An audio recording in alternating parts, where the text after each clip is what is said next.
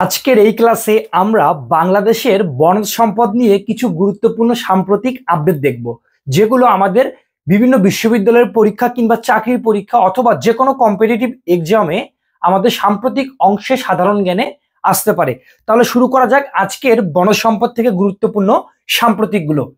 দেশে বর্তমানে মোট আয়তনের কত পার্সেন্ট বনভূমি আছে? যদিও আমাদের বাংলাদেশে প্রয়োজনের তুলনায় অনেক কম বনভূমি আছে। একটা দেশে টোটাল যত বনভূমি থাকা দরকার এটা হচ্ছে 25%, কিন্তু আমাদের বাংলাদেশে বর্তমান আপডেট অনুযায়ী আছে 15.58%, অর্থাৎ আমাদের প্রায় 15.58% আমাদের বনভূমি বর্তমানে আছে, কিন্তু থাকা উচিত ছিল 25%। সুন্দরবনের বাঘ জরিপ 2024 অনুযায়ী বর্তমানে সুন্দরবনে কতটি বাঘ রয়েছে? বর্তমানে আপডেট অনুযায়ী সুন্দরবনে 125টি বাঘ রয়েছে। আর এই বাঘ গণনার পদ্ধতি হচ্ছে পাগমার্ক পদ্ধতি ছিল, কিন্তু বর্তমানে ক্যামেরার পদ্ধতির মাধ্যমে বাঘ গণনা করা হয় বা বাঘের জরিপ করা হয়।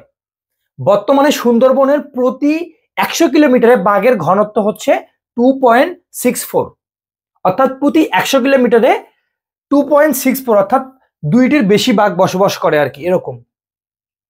বিশ্বের বৃহত্তম ম্যানগ্রোভ বন হচ্ছে আমাদের এই সুন্দরবন। সুন্দরবনকে ইউনেস্কো 1997 সালে কততম হেরিটেজ ঘোষণা করেছিল? 798তম ওয়ার্ল্ড হেরিটেজ ঘোষণা করেছিল।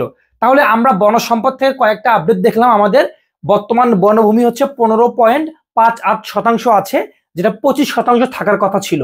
এছাড়াও আমাদের আপডেট অনুযায়ী বর্তমানে সুন্দরবনে বাঘ আছে 125টি এবং প্রতি 100 কিলোমিটারে বাঘ বসবাস করে 2.64, এতটি করে বাঘ বসবাস করে। তাহলে এই ছিল আমাদের বনজ সম্পদ থেকে সাম্প্রতিক আপডেট। এরকম সাম্প্রতিক আপডেট এবং রেগুলার ভিডিও এবং ক্লাস পেতে টার্গেট ঢাবির সাথেই থাকো।